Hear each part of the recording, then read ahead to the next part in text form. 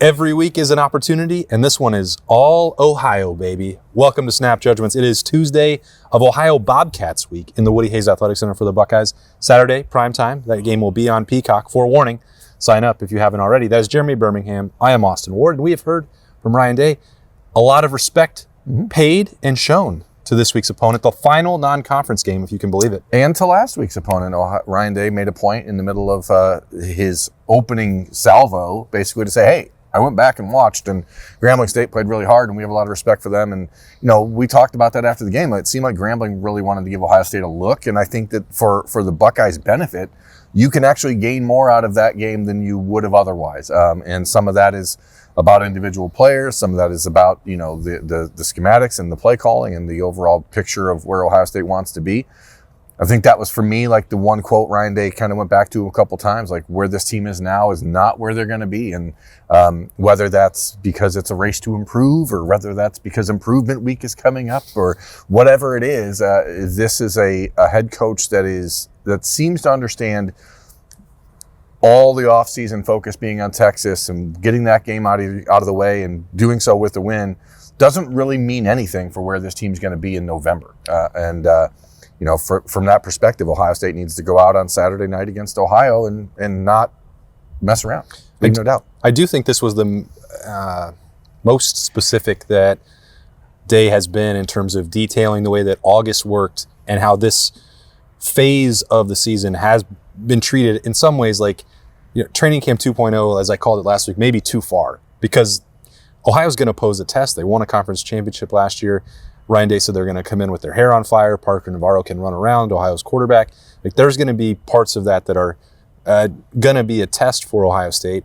They are also, again, 33-point favorites, and when you're nearly a 5-touchdown pick to win the game, it is still not a talent-equated situation. So he talked about that in greater detail, where every single day it was designed to get ready for Texas, at least parts of it. So there was some install with a long-term view, and you're working through things with Julian Sayin and Lincoln Kienholz at the same time. But they had to get through Texas first, and then he joked, well, this would look very different if they hadn't won the opener. But they did. They accomplished that part, and now you have the opportunity in this 2-week stretch of games where you were a huge favorite, 50-plus points against Grambling, almost 5 touchdowns on Saturday against Ohio, and then that off week, that first improvement week, because you go on the road to play a Big Ten team at the end.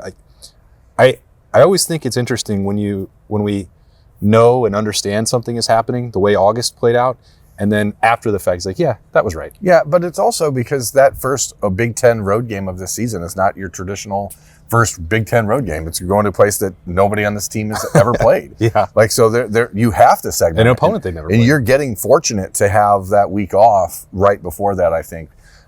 But if you look at the Ohio game, I think that there's a fine line that has to be walked and a needle to thread that, hey, we totally respect Ohio. This is a good team. They won the MAC. They beat West Virginia. They had Rutgers on the ropes. They're going to come in here, hair on fire, all that stuff, and then still realize there's not a single player on their team that would start for you.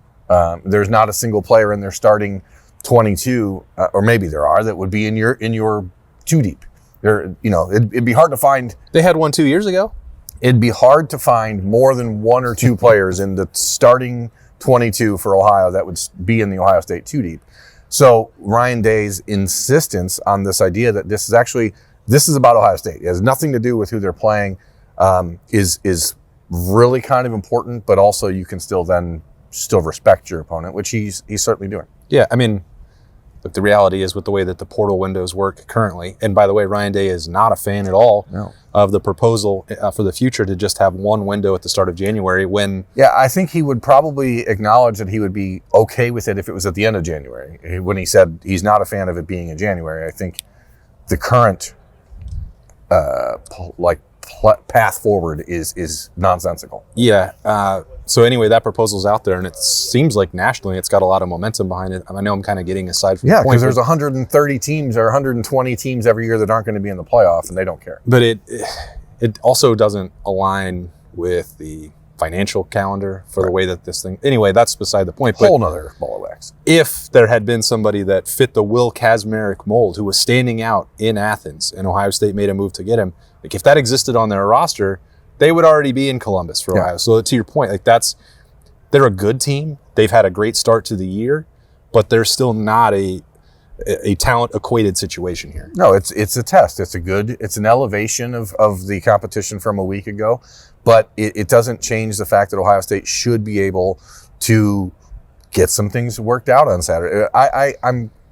One of my things, you're saying that you find it fascinating or you like it when things that we thought like turn into or come to fruition. I like when we see Ryan Day like dive into a new mindset and like the whole. He certainly has said in the past like it's all about Ohio State. It's all about us, all about us, all about improving, all about that. But score doesn't matter. The whole thing that he keeps saying that like the results don't matter. Like I think the results actually matter quite a bit in most cases, but it does seem like he is working hard to try and find new ways to motivate a team to compete against itself. And that's something that I think you have to do in this situation because, again, you know that the entire season is going to take on a different tenor starting in 2 weeks. So, well, I think it's an important part of the evolution of coaching because that message and the race to get better and all the other variations, they're all derivative of the win the moment thing. Yeah.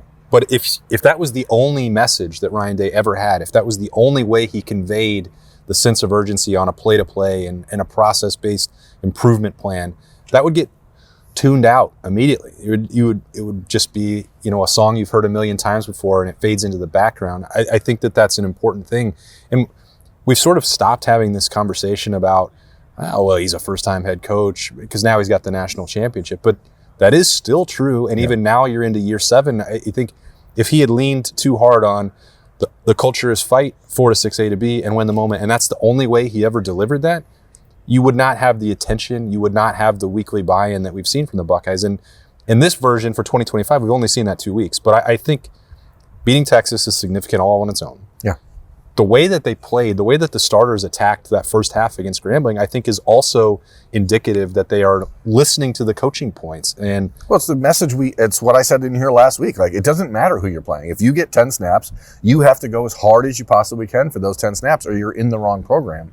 And so it was nice to hear him reiterate that today. Like, I don't care if guys got 15 snaps, did you go as hard as you could for 15 snaps? Did you earn more snaps with those 15? Because there are players that in the past, in a game like Grambling State, would have been lackadaisical and taken time off and tuned out the coaching messages at the end of the game. I mean, Ryan Day was pissed off at the end of the game, not just with the Bo Jackson fumble, but with the illegal formation. With those are things that when you're up 63-0 in the past, we've seen coaches be like, whatever, and players on the team be that way. He didn't want to talk about Bo Jackson specifically.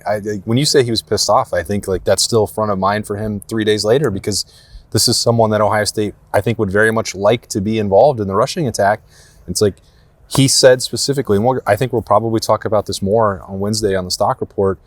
He said if you see something happen in a game, it was probably happening in practice. And again, there are no accidents when Ryan Day's talking into a microphone. So as we've got really excited about the upside with Bo Jackson, clearly for him, it is that play, that fumble is like blocking everything else out right now. Well, that's why I was trying to get him to answer whether or not it means something different for the coaches to give that coaching point to a player that they have expectations for this season. And sure. Because in a 63-0 game, if your 5th string tailback or a walk-on tailback has the football in that scenario and he fumbles, you might just be like, okay, whatever. This kid's not going to play again the rest of the year. When it is someone like Bo Jackson that you think can actually elevate this team, and you've seen all of the reasons that he can make this team better, which is rare for a true freshman to have that ability. But Bo Jackson does have that ability. So the response from Carlos Lockett and Ryan Day, I want to know, like, was it because this guy matters to you for this season?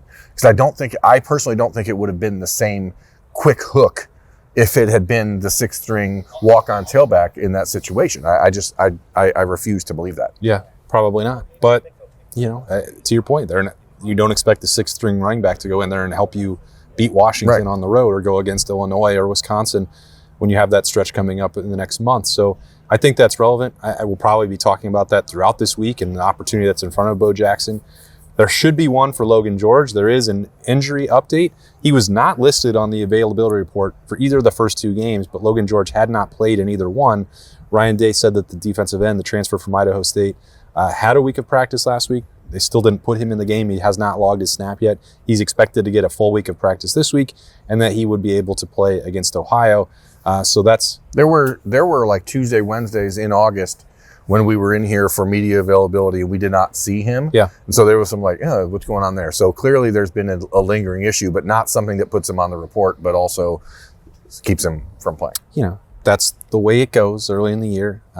But if you've been wondering, and many of you have been asking where Logan George has been, what that means for Ohio State's run defense, with the pass rush, all that, it looks like he'll be able to go out there. I thought he had a really good spring game. Thought he was impressive in that, but we hadn't really seen much of anything, as you mentioned, since that point. He's going to play a role. I mean, Ohio State's ability to stop the run and the point of attack has been, if you're going to nitpick one thing in the first 2 weeks that you're like, I'm not sure what's going on there, that might be the one area where Logan George can actually help this team. I don't think he's going to be like an elite level pass rusher or something like that, but he does have the strength in the hands and the stoutness to be in the middle and clog some things up. It does feel like something of a tradition for like September at Ohio State, where they just, against these non-conference opponents, it's like, hey, can't you just go win the one-on-ones? And it's like they're like consciously putting governors on the defensive line. It's weird, but we'll figure out what that means in 3 weeks, really, or 2 weeks. How many weeks till Washington?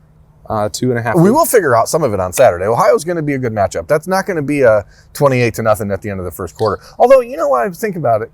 When Ohio State played Toledo in 22 or 23, whatever year it was, like that was Daquan Finn, and those Rockets were pretty good, and the Buckeyes scored 77 points and won 77-21 or something, right? So, like, I think that I don't want to be like too respectful of Ohio and pretend like this game is going to be something where Ohio State should struggle. Like they should still win this game by 5 or touchdowns or more. That's why Vegas has given that line. But it does have the ability with the week off after, coming off of Grambling and how easy that was. Like I think that there's a possibility this is a game where you could see Ohio State be a little sloppier than they've been. But that's just me. Well, yeah, we can get into those score predictions and some bold P's later on this week on the beat on Friday morning. I did think when the line came out, I was like, that seems a little bit high based on what Ohio's already accomplished this year. And then I took a look at how some of those games transpired and what Parker and Varro did in the second half against West Virginia, and I thought, now I see. And Rutgers, what was their final score against Miami of Ohio this past week? Not good. I mean, so it's not as though this is not seemingly one of the good Rutgers teams, despite their addition of Aiden Kaliak-Manis or whatever at quarterback. But it doesn't matter. The scoreboard doesn't matter. The situation doesn't matter. Every game is an opportunity. Execution matters. That's it. And execution fuels emotion. And Ohio State will be wanting to feel a lot of that on Saturday night primetime. Again, that's on Peacock. Forewarning, if you don't have it. Yeah, most of those places have free trials. So if you've not signed up for Peacock, I'm confident they have like a week-long free trial.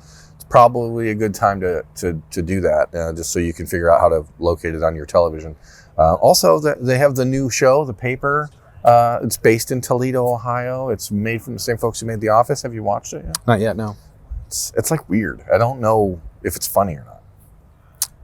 The reviews I read said that you have to get to mid-season, sort of like the first season of The Office took some time. I will acknowledge, like episode 4-ish, it started to be like, okay, I can almost like these characters. Also, John Cena's last match is going to be on Peacock in December, so it's a great time to sign up right now.